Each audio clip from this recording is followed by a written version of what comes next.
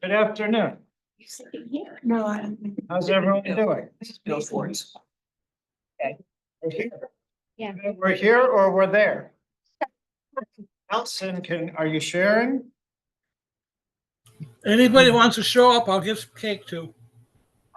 Whatever you're eating, it looks good. I don't know.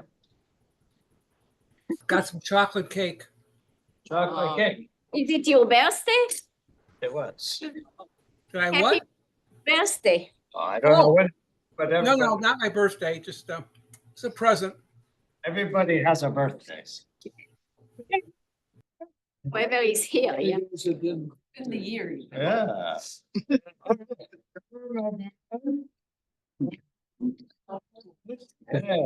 But they never do that. Yeah, understand.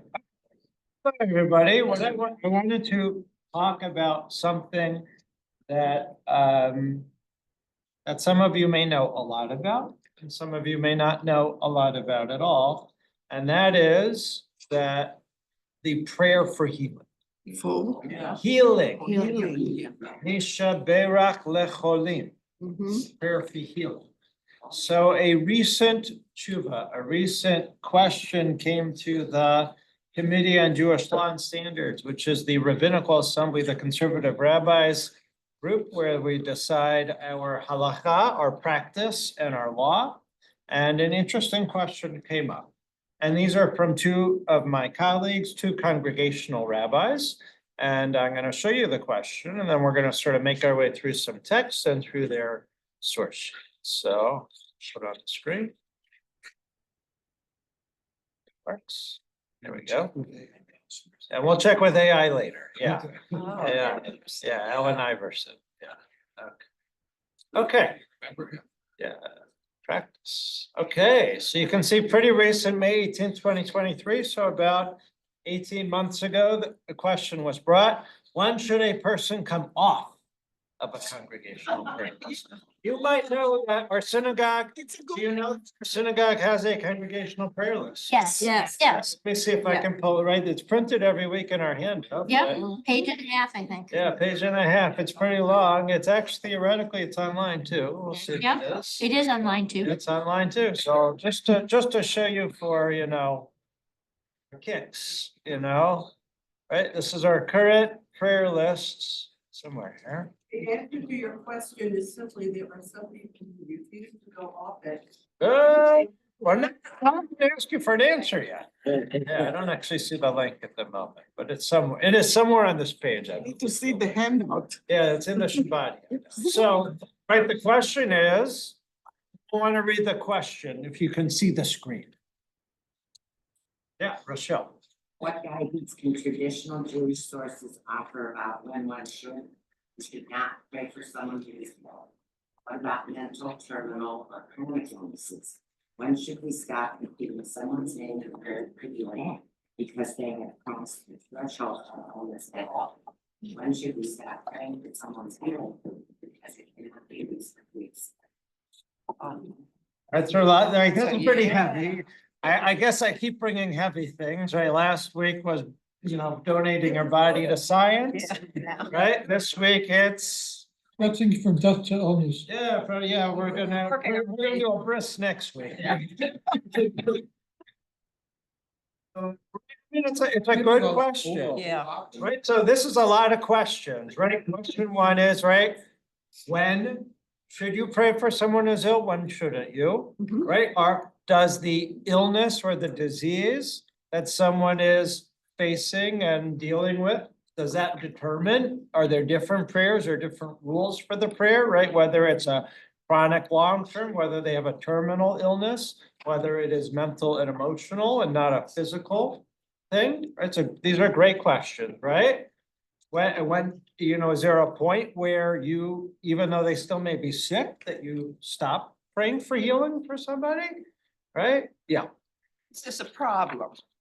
Why is this a problem? Why does it matter how long a person stays on a list if somebody's thinking about them? It's a great question. Yeah, so one of the things that's gonna come up is there is a concept which we'll study, which is called Tircha de Tzibora. It is a burden upon the community to keep praying for them. Yeah. Yes, or is it a burden, I should say? It's not. Yeah. It shouldn't. Well. So, or maybe it's a responsibility, right? It's a question. Yeah.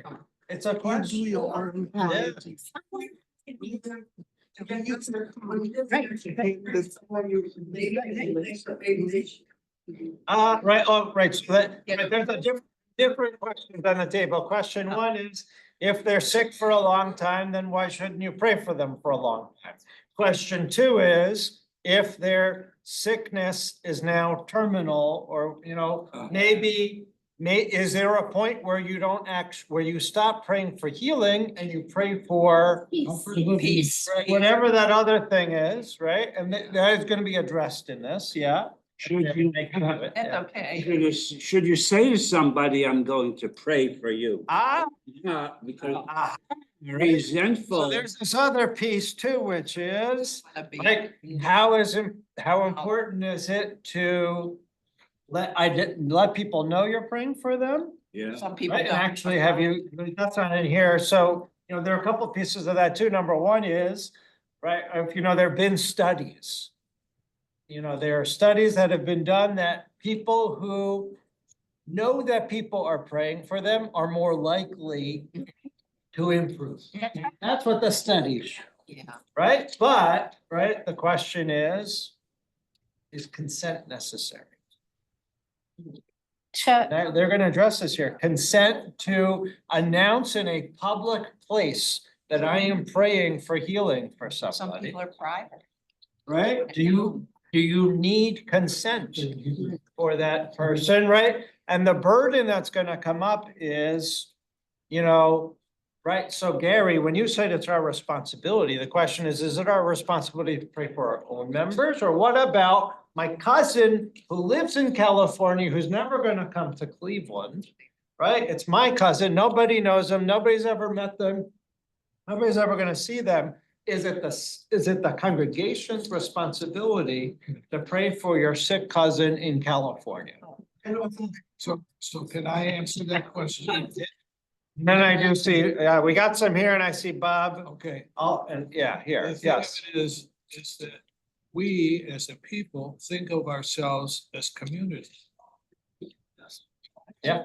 The Jewish people, The Jewish. the people. Jewish We people. So think you're of ourselves- talking about so larger. It doesn't matter where they're at. it's what we may where our friends live.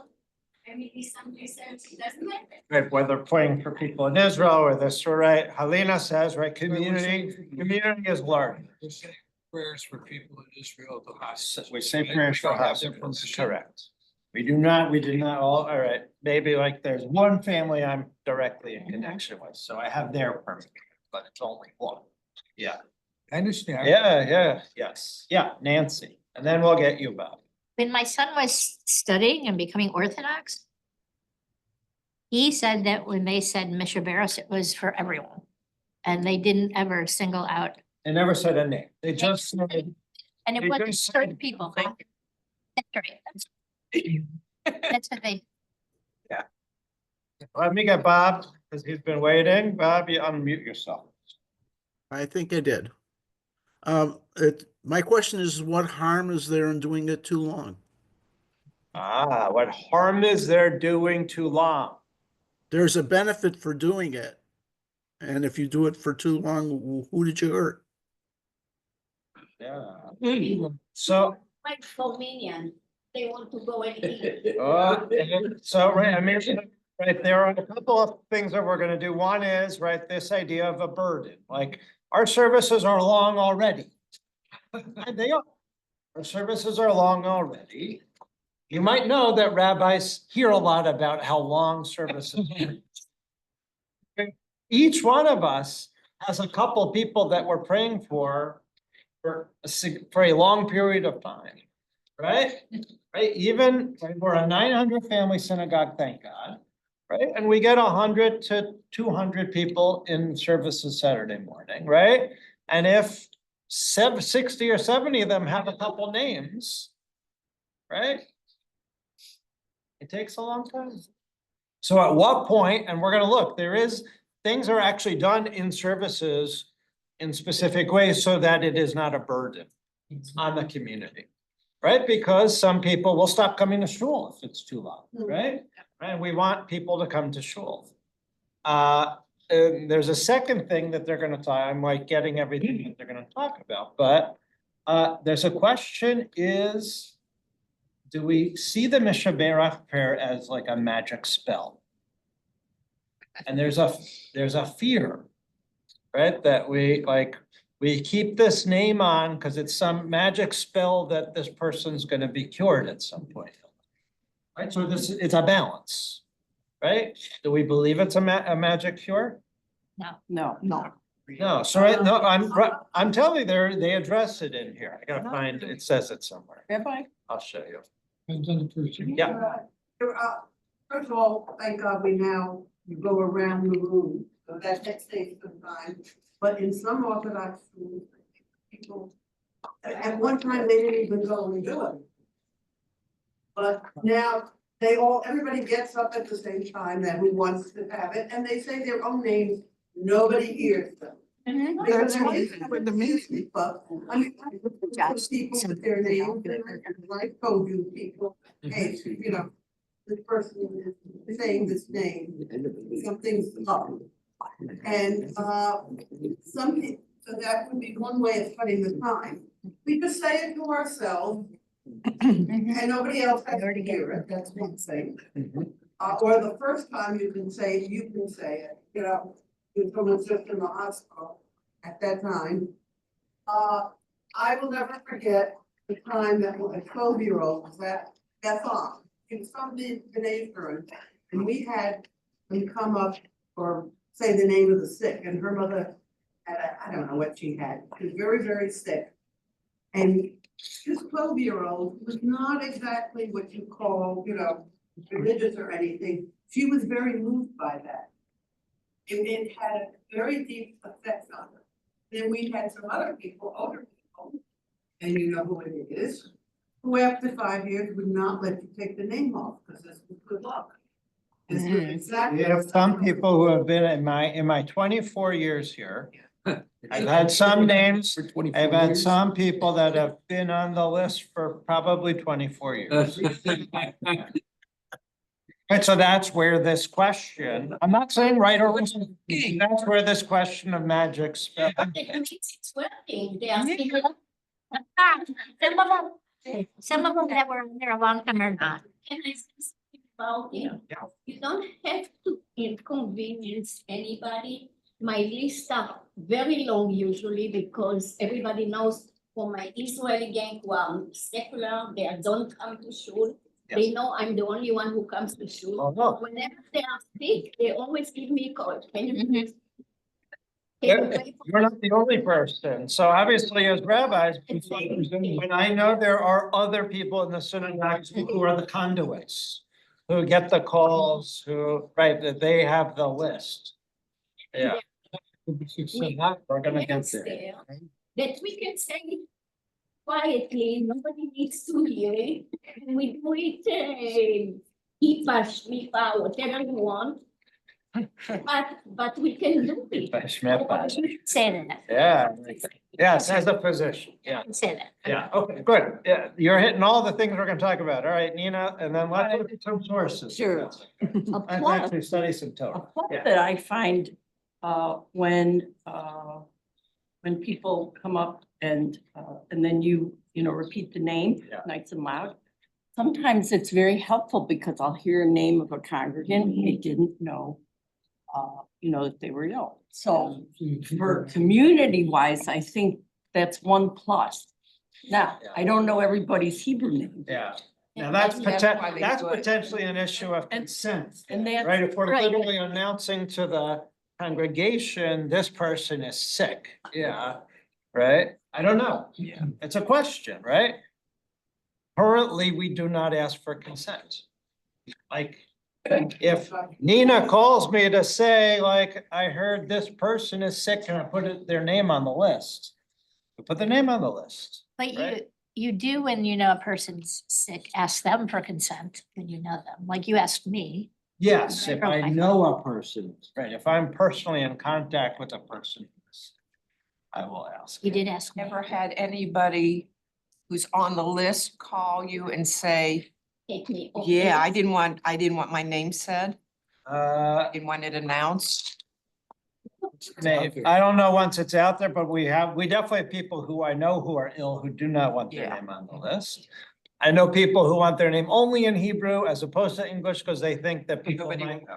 Well, it's two-way, right? Hey, what's wrong? Either people don't know or they feel like a Hebrew name is more effective. Yeah, let's look at a couple sources, if that's okay. Okay, let's start with, when is the first time someone has prayed for healing? When is the first time in our tradition? I should say, in our tradition. About Moses about Mary, that is not the first time. It's one of the classic times. Sarah wanting a baby, does that They're count? wanting a baby, okay, did she pray? She's prayed, but not her. Did she pray? Did she pray? I think she did, no? Someone did, I thought. Maybe she did, well. Agar pray, yeah, not for a baby though. Yeah, okay, well, here's one. Genesis 20. Hey, can you see the screen? Someone want to read that in Genesis 20? Reader? Starting with in Genesis 20. Yeah, Abraham and Sarah journeyed to Gerar, and Abraham says Sarah is his sister, not his wife. King Abimelech of Gerar has Sarah brought to him, but God visits him in a dream and tells him he will die because Sarah is in fact a married woman. Abimelech is forgiven and then towards that. Keep going. Yeah, now this is October, that was the precursor. That's the origin story. Abraham Right. then prayed to God, and God healed Abimelech and his wife and his female servants so that they bore children. For the Lord had closed fast every womb of the household of Abimelech because of Sarah. Obey to him. The verse sort of tells you backwards that actually every woman became infertile in Abimelech's kingdom. And what was the only way that overcame their infertility? Prayer to God. Right? Vayitpael. Abraham prayed Elohim to God. That's. Pray for a child, pray for health. Oh, I would, Your uterus. I would think infertility, is that a prayer? That's why I asked. yeah. Yeah. It's supposed to work. Yeah, I classify, maybe I'm wrong, that infertility is something that you can seek healing. It's a disorder. Yeah. Yeah, okay, so good example, I don't know, but this is example number one. Example number two. I don't remember what number it is. Towards the end, sorry. So I gotta scroll this.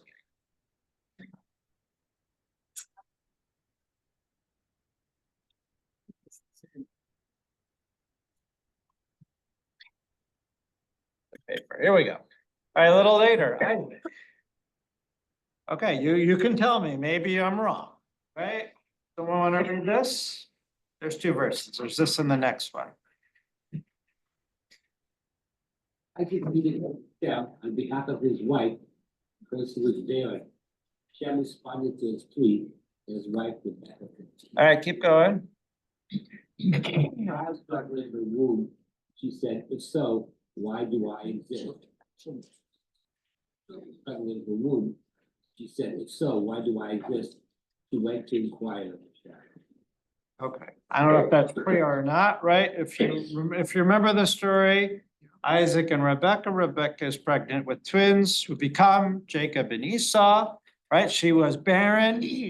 Her husband prays for her, prayers are answered, she becomes pregnant. She is having a very difficult pregnancy. That's the understanding of this, right? She is, well, yeah, but I mean, to me, it doesn't sound like a healthy. She's Right. very concerned. Yeah. Right, so what is she inquires of the Lord? I don't know if that means prayer or not. I'll take it as prayer personally. I didn't put the rest there, but the rest is then God says you have two nations, One will serve the other. serve the other and that whole thing. Yeah. So that's two. He prayed for her and she prayed for. Yeah, this is sort of both prayer, right? And then the other one you guys already told me is this one. Right? If you remember, Miriam is struck with leprosy. And she is sick. And what does Moses do? It's right here on the screen. Shortest Yeah. prayer ever. Yeah, the shortest prayer ever. El na Rafana la. 5 words. Right? Oh God, pray, heal her. Right? Is that a prayer for healing? Yeah. That's shorter than the one we do. Yeah, the word heal is. Like rub-a-dub-dub. Yeah. It's a very long prayer. We have a wrong prayer, right? This is what Rashi, the classic commentator, says. Scripture intends to teach you by this form of prayer the correct attitude in social life, that if one is asking a favor of one's fellow, you should first say 2 or 3 words of supplication, then ask for the favor. Short and sweet. That's what Rashi says. Another commentator, Chizkuni, the first word na is to be understood as a request and an appeal to God. It's like, please. Please heal her. God, please heal her. Yeah, simple. That's it.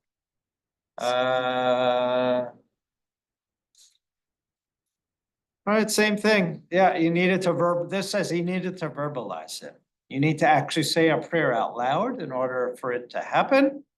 Right? And but when Moses was pained over his sister's illness, he prayed for her. And he actually said it aloud. And saying it aloud is important. So this is the first out loud one then? That we know, like the other, This is the first out loud one, yeah. It's that's clarified, correct. right? Yeah, this is the first out loud one. Well, the other one said it to God. right? But Hannah does her stuff. Isn't it? This is Hannah? the same way. Hannah, and she says it just to herself. Yeah, that's what this says. You have to move one's lips. That's what it says. Right. You have to move your lips. Okay, so we can see from these sources that in order to not order to. We have examples of our leaders in Jewish tradition, our ancient biblical leaders, that they pray for healing. Now, how many of you have ever visited someone who was sick? Okay, how many of you have prayed that person? With them or for them? For them, you asked. Well, here we go. Well, you can put your hands out. Let's take a look. The Shulchan Aruch. Who knows what the Shulchan Aruch is? Table. It's the rules. Written down. It's the rules. Anyone know a time period? 1500s. Shulchan Aruch is made up of from two different rabbis. Rabbinic period? This is later. Later, Yeah, This okay. is yeah, this is later. 1500s, 2 different rabbis. One is Sephardic and one is Ashkenazic. Right? The Ramah Moses Isserlis is the Ashkenazic one. What? I was teaching. 2 different books? Yeah, I thought the same books. No, the authors that they put together. Yeah, they into put it together into one book. Yep. Oh. Yeah, it's together in one book. Okay, laws of visiting the sick. Okay. Someone want to read? We're just gonna look at a couple of them. Someone want to read them? All right, thank you.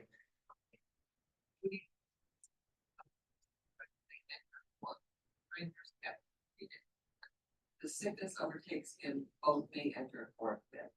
Okay, so religious duty means it is a mitzvah. It is a mitzvah, an obligation to visit the sick, right? I think this probably is different than, this was 500 years ago, right? This says if you were inner circle, you visit immediately. If you're outer circle, you take 3 days, right? I think, medicine and whatever else is a little different now. They also didn't get a text that the person was sick. And how long it took to find out. Yeah, all right, keep reading. One must not visit the sick during the first 3 hours of every influence. And consequently, one will not trouble himself. And not during the last 3 hours a day, but then it almost goes worse, and one will give up. All right, stop here for a second.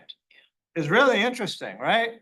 Don't visit them first thing in the morning because They're feeling well. they're feeling well. You're not gonna feel bad for them. You're not gonna be inspired to pray for them because they seem like they're fine.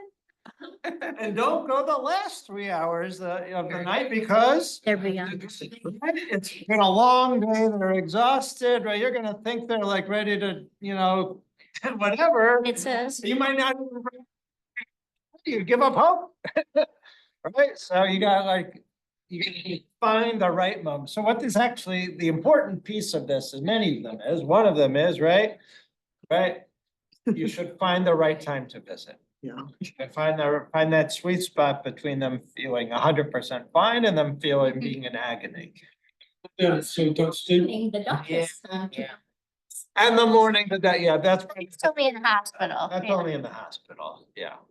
Mhm. Okay, Or until they come at. So- so that is that's what the Sephardic rabbi said, Yosef Karo. Now we're gonna read the addendum by the Ramah Moshe Zisra, list the Polish Ashkenazic halachist, okay, that is what is said gloss here. So now this is the addition from the Ashkenazic rabbi. One who visited a sick person and did not pray for him is not fulfilled the religious duty. Oh, what do you think that means?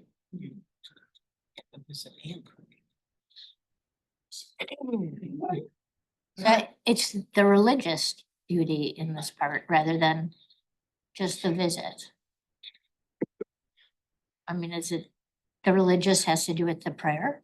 Well, if you're a Hebrew reader, this is the Hebrew, right? V'chol shebikar, right? Everyone who visited and didn't make a request on their behalf for mercy, right? They did not fulfill the obligation of actually visiting. Right? It's as if you didn't visit. It doesn't clarify there whether it means praying with them. That's why I asked that question and I didn't answer. It doesn't mean that doesn't say here that you necessarily are praying with them or you're then inspired to go and, call the rabbi to put them on the list to come to services. Not sure. If you say have a quick recovery, is that? Yeah, It's not a prayer. It sounds I like. pray you have a quick recovery. Yeah, well, it's not a prayer. So what constitutes a prayer? Well, we're gonna look at what the prayers are. Yeah, yeah, because there is a codified set prayer. It sounds just like my grandmother used to. You came and visited her, but you didn't eat anything. It didn't count as. If you didn't eat at your grandmother's, it wasn't an actual Didn't count as visit. a visit. Question. Yeah. So the list of these are the things that people should do? Is this listed on it, praying for the sick? I know that like. But is it one of the? That's one of the main spots, right? So now the rabbis are clarifying and saying, right? It isn't a visit without a prayer. It's like a subcategory. So now they go further. You read it. What prayer for him? If it is praise, one may pray in any language, one prays not in his presence, one should only pray in his. So here they're saying you can pray in their presence or you can pray later. And we'll get to what the later, but interestingly, they say like when you're in their presence, you can pray in any language, meaning English is fine. English is okay. Hebrew, maybe you know Spanish better. But yeah, I mean, right? Right? Probably I would interpret that to say either the prayer that you're able to do or the prayer they're able to understand the best. Right? Right. All right, but if you're not right there in front of the sick person, you're supposed to pray in Hebrew. Right? What if you don't? Yeah. Right, maybe then you give us the name so we can say it. I don't know. I don't know. I don't have the answer. Yeah. Yeah, maybe that's assuming everyone 500 years ago was literate in Hebrew prayer, which they weren't actually. Interestingly, they were not. Yeah. But that's at least what it says. Yeah. Okay, here we go. Keep going. What you find in other sick and Jewish sick by saying maybe omnipresent capture. And on the Sabbath, he says, it is the Sabbath that is prevented by our. Okay, so basically, now what this is saying is there are set prayers for healing, which people say, which Helena was alluding to. And you include them in those prayers. Now, you may have heard it before. We say it a lot. On Shabbat, you're not supposed to ask for anything. I don't know if you know that. On Shabbat, you're not supposed to ask for anything. Shabbat is our day of rest. Shabbat is like a slice of heaven. Shabbat is like when the Messiah comes. Shabbat is paradise. Why would you be You wouldn't. asking? You're like, oh yeah, I don't have this. I need this. Oh yeah, I need this. Yeah, now if you've ever been to our services, do we ever ask for things on Shabbat? Yes. Give me some examples. What do we ask for? on Peace Shabbat? for our country. Peace for our country. What else do we ask for? Pray for our leadership. Yeah. Pray for the leadership. What else? Israel. Pray for Israel. Yeah. Show up to Minyan. What? What, Bob? Show up to the evening Minyan.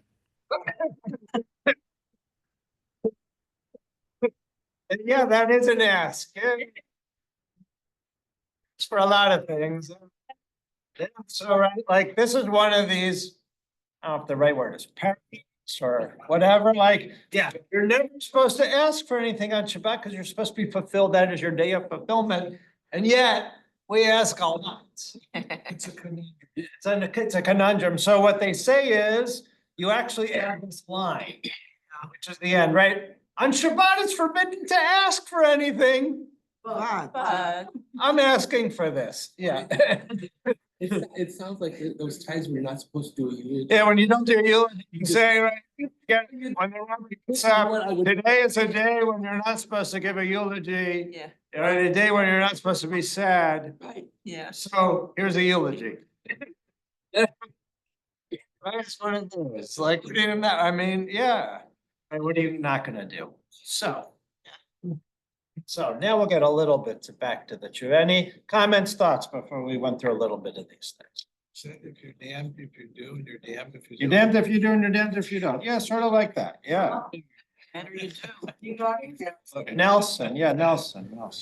Well, I was just thinking that if you're not supposed to visit the sick in the morning because they're well, that means you shouldn't see the doctor in the morning because you're going to feel better. And this morning at 8 o'clock, I had a doctor's appointment. So, like, is the doctor pushing me off? Or Take it when you can get it. It's a good question. The morning, they can get through That was funny. Yeah, so we're gonna look at, there are like. But the other, I'm sorry, but the other part of it is that sometimes people can only go at certain times. Like maybe they're working, they can go before work or after work. They can't.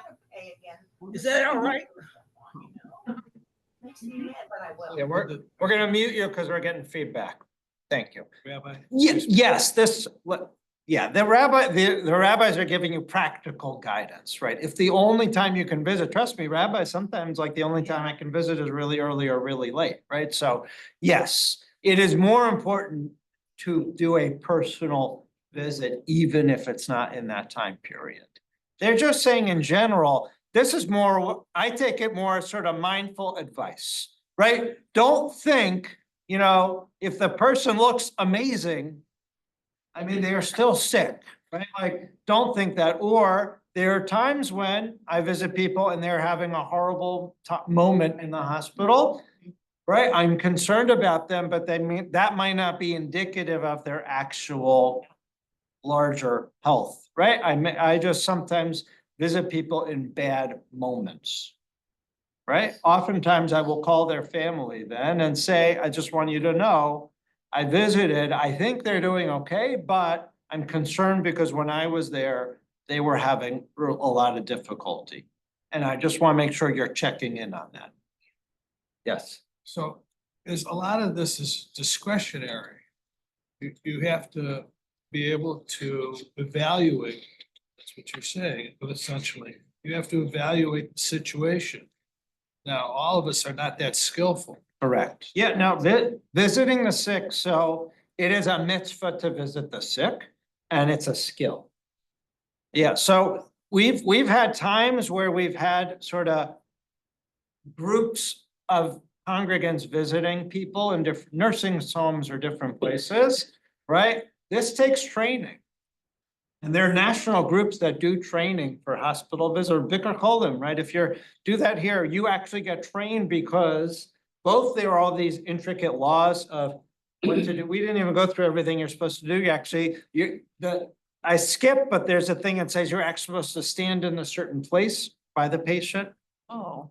Yeah, so there are all these rules, but then there's also how to do a visit, what the proper things to do, what the proper things to say. How long to do a visit, right? You shouldn't stay very long Right, because right. even if the person looks amazing and keeps talking, right? You don't want to tire them out, right? They're actually in the hospital for a reason, right? They need to get strong, they're getting this, they're getting that, right? Like, right? Going to the bathroom is uncomfortable, but they may not want to stop the conversation. They may be in a lot of pain, right? Like, so it's timing the visit. There are all these different criteria that you have to learn and how to look for signs or, what to do. So yes and yes, yeah. Would you comment on, is there any sort of expectation or what is behind the handing out the photos and the bios of those kids, most of them are kids who have died during the preceding week? Is it to pray for the families? Let people do their own thinking about it? That's a very powerful moment. Yeah, not connected to this, but another question, right? Why, since October 7th, why are we doing that? Yeah, we sort of, as clergy, made the decision that we want to differentiate from losses within our own community, right? And we have a certain way of doing it. And we didn't want to write in the handout, right? This person lost their grandparent. Oh, and 5 soldiers were killed. Like, it seemed like we needed a different mechanism to acknowledge that within our own community. And those we have our own sort of connections and understandings with, but we wanted to feel closer. This is a way of feeling closer and really giving honor to those. And we thought that was the sort of the best way in a bad situation. It's a good question. So I want to look a little bit at so I should tell you just who wrote this and I'll tell you why. So you can see Rabbis Daniel Graber and Micah Peltz, just to know them. Daniel Graber is a rabbi in Durham, North Carolina, conservative rabbi, conservative synagogue. He actually was, if you saw the hostage, Keith Siegel, his mother passed away. I don't know if you saw that. At 97, Gladys, she was a longtime synagogue leader at his synagogue.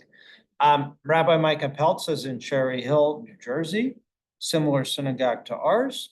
And they wrote this question as congregational rabbis, right? So like how to deal with these, I'll be honest, to us, the Mishnah Berurah list is sort of Exhaustive. ungainly, exhausted, like how to deal with this, right? We have but it's the reality, right? When we have 900 families, there are sick people. Right? Or there are sick relatives, right? So imagine if all 900 of our families shared the names of people that they're concerned about for healing, right? Like that would be even a bigger list, right? Our Mishnah Berurah list, I think, is like 150 names, right? So what to do with that? Plus the names that people bring to services, right? And when people come to services, we want to honor that. Some people, this might be the only time they come outside of Rosh Hashanah Yom Kippur, right? They heard that their whatever person is dealing with a medical crisis, right? And their response is to come to synagogue. So how do we honor that moment? Is it just some silent prayer in the midst of a 3-hour service where they don't stand up and say a name or not walk up and say the name, but we just, at some point for 30 seconds, we say, think about that person. Or is it a communal thing? Otherwise, you're So I'll be honest, like, we're still playing with it, and playing is the wrong word. We're still experimenting and trying what is the best way to honor that. And not, as we'll see before, maybe we'll take a look, not being a burden on a 2 hour and 45 minute service or 3 hour service. Everybody's saying it. Mhm. They just say the names out loud. That is not where we at Daily Minion. Daily Minion has changed. We actually used to read the entire piece of paper. Yeah, you did. And then any name that people brought, so it got 10 minutes almost. Yeah. So now we're at the point where we don't say any names, we pause. Yeah. And we had take a long pause and then everybody just says the name at the exact same time. Do they say it out loud? Or do they Out say- loud at the exact same, but like I can't hear what you're saying because Alina's saying her names. On Shabbat morning, it's different, right? On Shabbat morning now, we make our way, everybody stands up that wants to say a name and everybody says the name. Now, it's a very large room and those people don't have mics, so you only hear it if you're near the person. They still could have a Yeah. lot of names. But Each person could still have a lot of names. each but- person can still, right? Sometimes you'll see one person has takes one name time. and one person has 10 names and some of them are even here, right? And that's okay, right? Because that's who we're praying for, right? We're not making anyone limit the number of names that they're saying. Yeah, Sherry.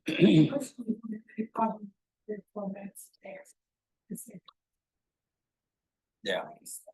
Yeah. Part of it is, again, like, as we are looking at, choreographing and whatever, it's the wrong word, but right, like, in arranging the service, that is for many people, it is a passive 5 or 10, however long it, right? You're just sitting. Right? And we're still trying to figure out what to do there. So you can see, right, this is also Rabbi Graber's talking from his own personal experience. His wife was diagnosed with breast cancer, right? He prayed for her recovery before surgery, during chemo and radiation. He was actually unclear at what point should he stop praying for his wife. Right? Her hair had grown back, her strength had returned, but she still had a port. She was still getting infusions, right? Right? There's still a lingering fear that cancer might return, right? When do you stop? Long COVID, right? Like at what point now people with long COVID, right? And everybody sitting at this table probably has their own sort of story they can put to this, right? Of health issues, of when it's clear, when it's unclear, unclear whether that health condition has been cleared. So that's sort of the first half of this. Then we get to those couple stories from the Torah that are illness, right? So, right, there's the traditional prayer. It's called Mishabera, which translates to "May the one who blessed," meaning God. So in our tradition, we have lots of Mishaberachs. When we say Mishaberach at B'nai Yeshua, that means healing, right? I'm saying, like, when you say a Mishaberach, it means healing.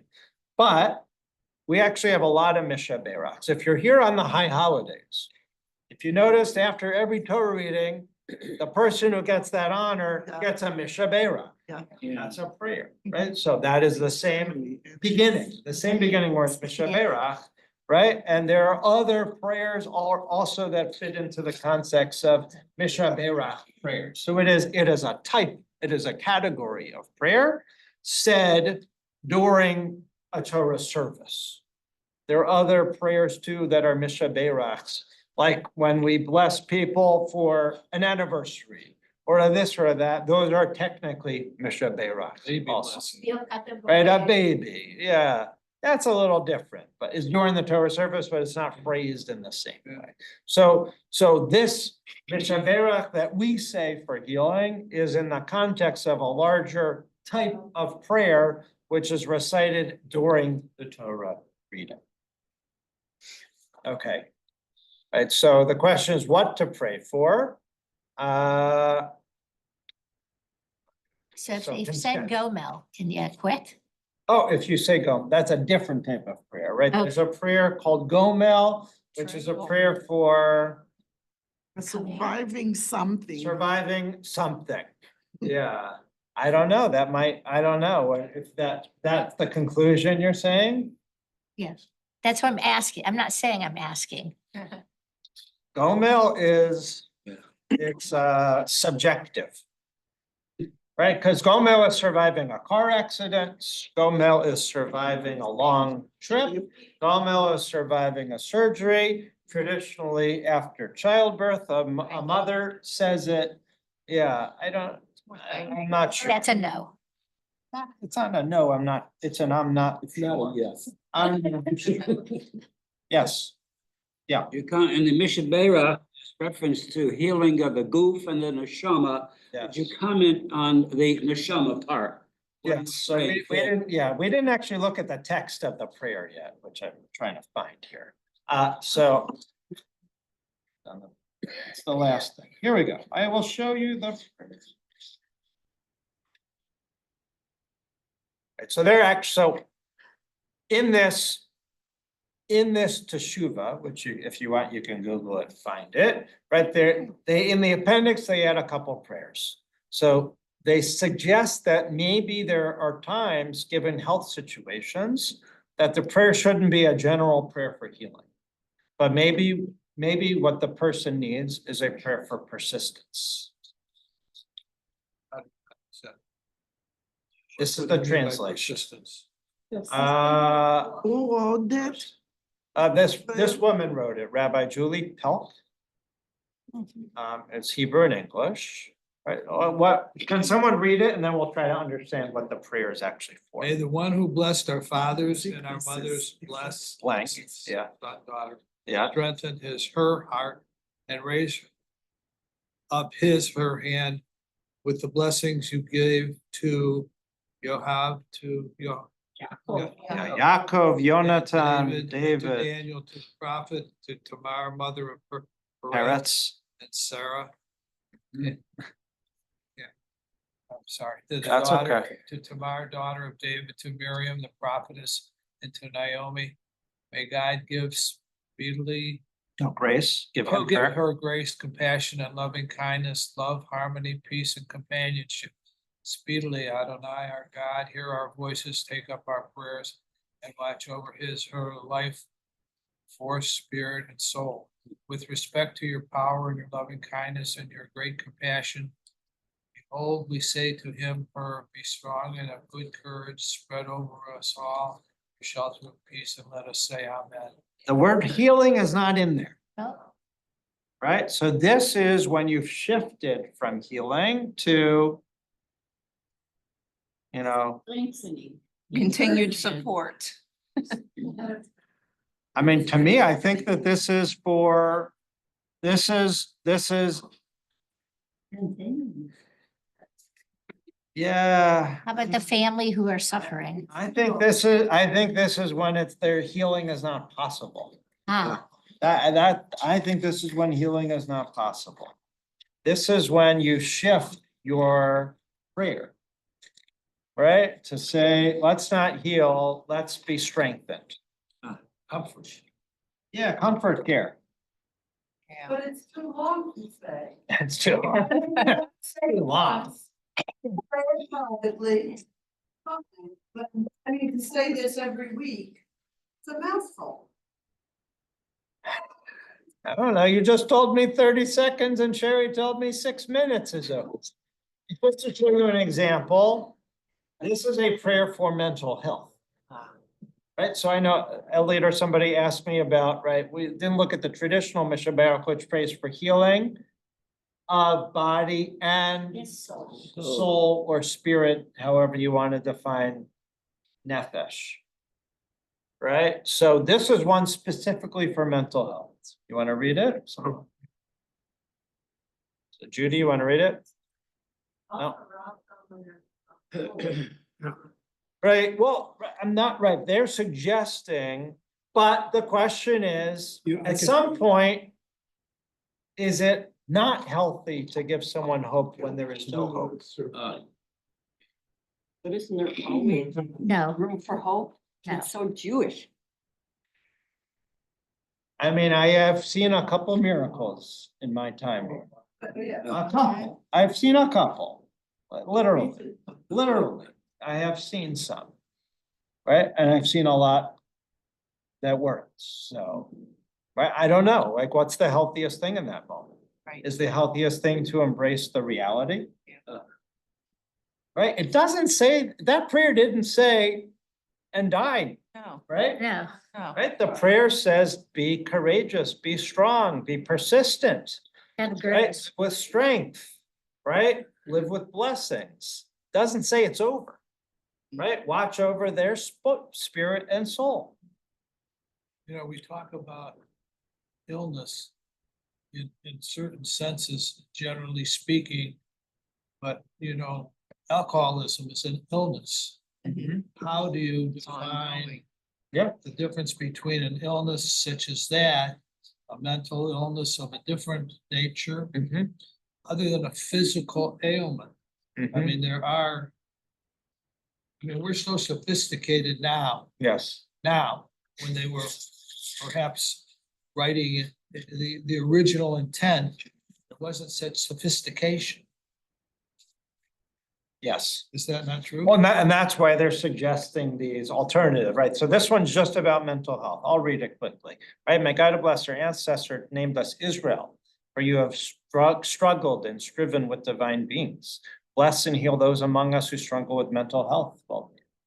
May it be your will that they acknowledge their own strength and resilience, treat themselves with forgiveness and patience, and find help, compassion, and resilience, and resources when they need them.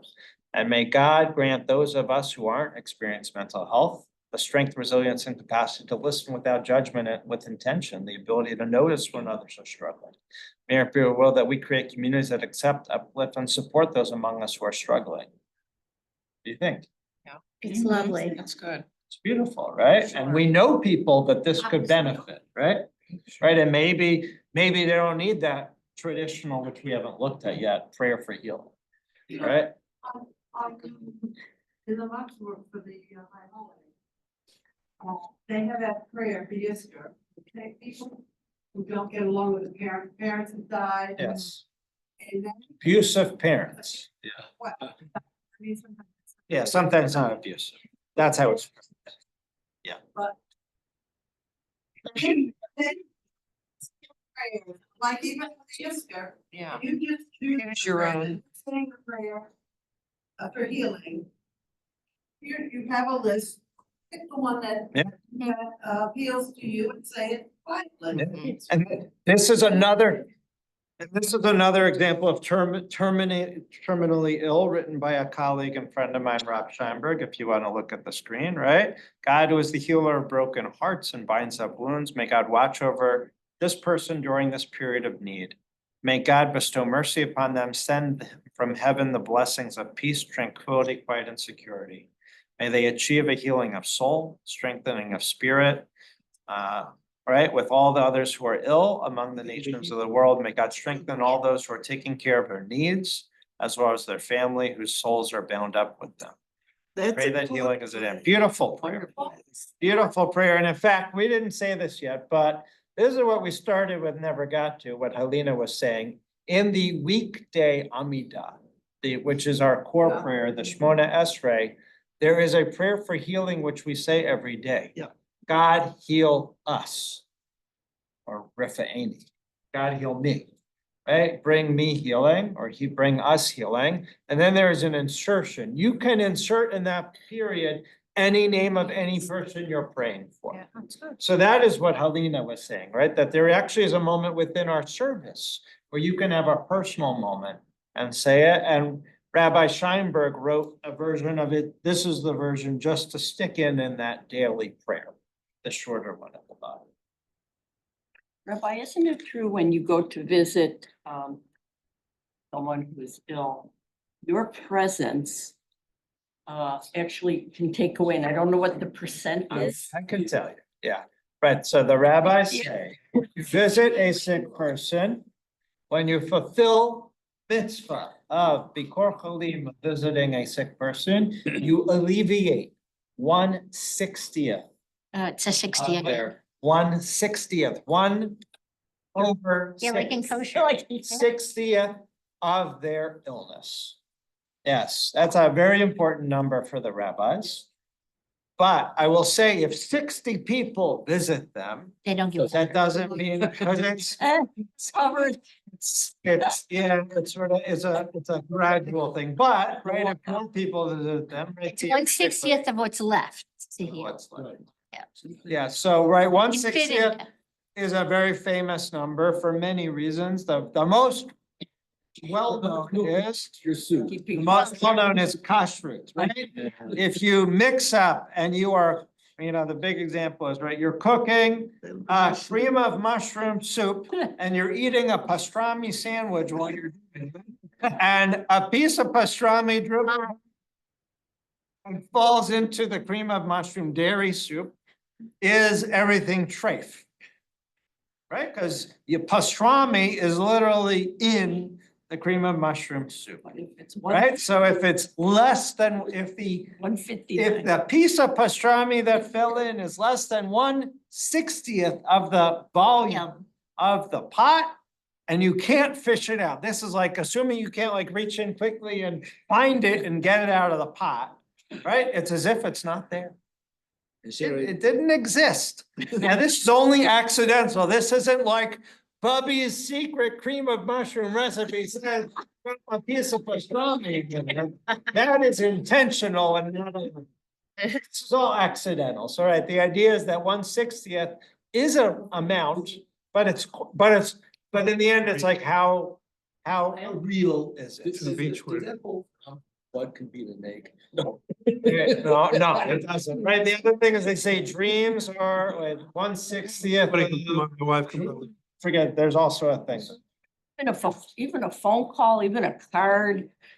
Yeah, all these things are Anything great. can really Yeah. help when Yeah, someone. so we didn't make I at least have to show you what the psak is. Psak is Hebrew for the decision. So there is a decision. We didn't really we didn't get through this whole, I didn't show you the tircha. Let me just show you very quickly. Right, so this idea of burden upon the community. Okay, so there's a Talmudic story. Here we go. It's from Yoma. The synagogue attendant takes out a Torah scroll and gives it to the head of the synagogue. This happened at the temple. That, I don't know if you know, the high priest in the temple in Jerusalem would read the Torah to the people, to the Jewish people. So there was this like grand passing of the Torah scroll that happened from the head of the synagogue at the temple, apparently, to the deputy high priest that went to the Kohen Gadol, the high priest who has the Torah. He opens it up and he reads this passage, Acharei Mot, from Leviticus 16:1. And then he rolls a couple minutes to another column nearby and reads from Leviticus 23.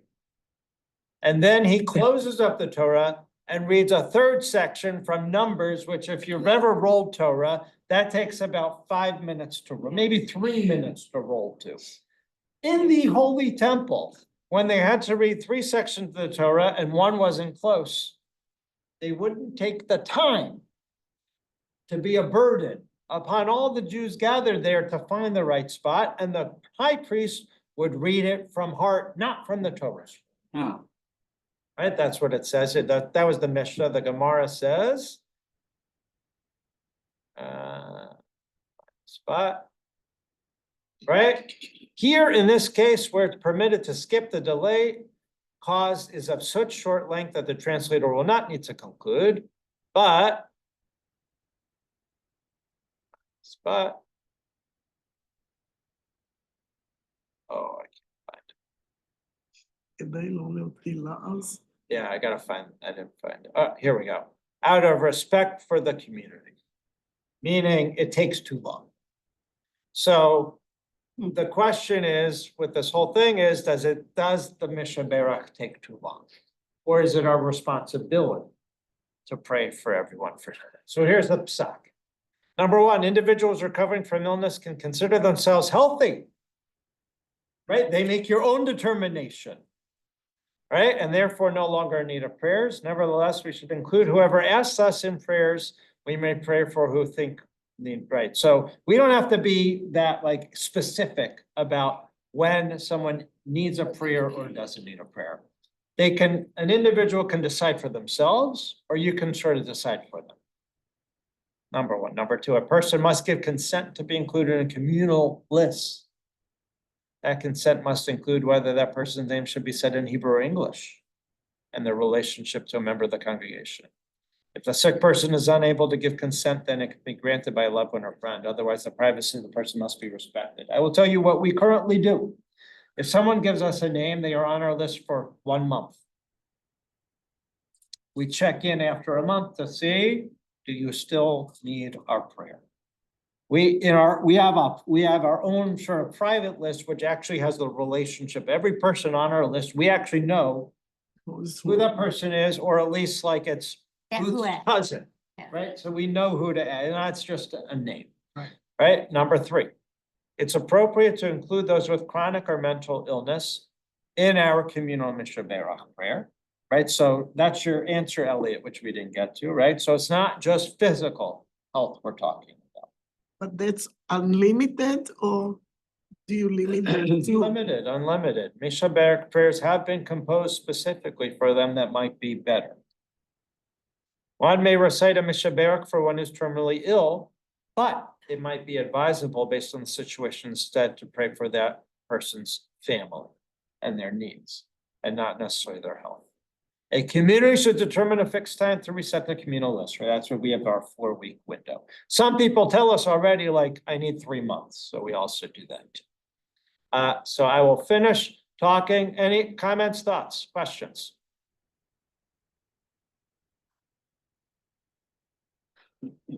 Sonia, yeah, unmute, please. Yeah. I just want to say that having experienced a little episode back in May, Yes. that people saying Mishaberach for me really made me feel blessed. Beautiful, beautiful. Thank you, Sonia. Good example. Yes, thank you. That's very good to know. Thank you. Other comments, thoughts? Yeah, Helena? When I was in the hospital, for my personal, and when the rabbis came to visit me and said to pray with me, I felt that someone cared about me. So it made me feel much better. Because nowadays you cannot trust the doctors. Yeah. Since you retired. Doctor is praying, he's not practicing. Yeah, Elliot. Comments about non-Jewish people who say, I'm gonna pray for you. I'm Yes. sometimes a little suspicious, thinking maybe they're gonna pray that I accept their theology. Yeah, I take that, I take it as they're just praying for help. Yeah. I don't think that, I mean, you can think, and it might be based on the person that's praying for you, right? I don't think they're praying that I should be, accept their savior and all that other stuff, right? They're doing it for goodwill. What do we say? Cover all your bases? A lot of people that, tell me, I have so many people when I visit them, they tell me, yeah, my Christian friends are praying for me. Muslim friends are praying. I'm getting prayers said for me. Do you know people like, I'm getting prayers said for me in 5 countries? Yeah, and they feel better, right? So this is that balance. Yeah, this is that balance. I think. Yeah, so we are still gonna probably try a little different things with the Mishaberach list. We wanna, how we address it. And it is a very important thing, and it is a myth. You saw it. The mitzvah of visiting a person doesn't end with just the visit. It's actually ends, you fulfill it, you can check off the box when you pray. This is one of the mitzvot, right? Some of the mitzvot in the Torah are very clear. This is how you do it. The mitzvah to visit a sick person isn't clear. Like, how do I actually fulfill that obligation? Is it a call? Is it a text? Is it sending a meal? Is it physically being with them? Is it praying for them, right? So here, praying for them is a component of it. One thing. It's good to know. One thing I didn't hear anywhere here is frequency. How How often? often should you do it? Somebody's in the hospital for 3 months. How often should you be going? It doesn't say. I know, Yeah. that's what I said. There's nothing here. That'll be on the next one. It's a good question. Yeah. Yeah. It depends on. Why is it that when you say Mishaberach in Hebrew, the person, if you know the Mother's name. person's Hebrew name, Ah, why is it the mother's name? why the mother's name? It's actually, well, one is you know who the mother is. It's actually a Talmudic story, which I didn't put it. It's on the source sheet, but I didn't do it. I'll show you really quickly. But, right, the short answer is not just that you know who the mother is. You know, now we have paternity tests and all those things. Mothers are more. Traditionally, it was understood that mothers were more healing. They're caregivers. Mothers are more caregivers in healing. I gotta see if I can find the source sheet. Just had that. Here we go.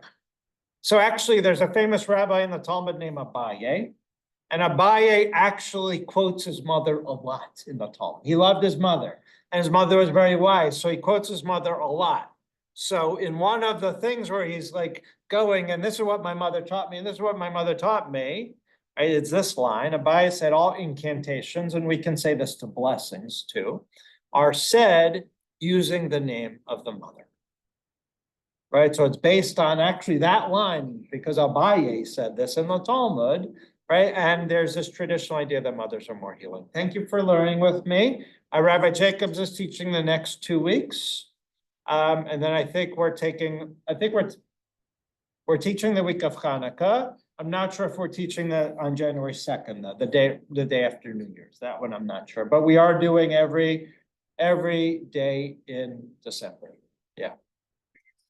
So there's going to be a Hanukkah lunch and learn if you're here, December 26th. All right, thank you all. I believe for the. Thank you. Yeah, if you can make a reservation if you're, so we just don't know who's here on the 26th. Anyway.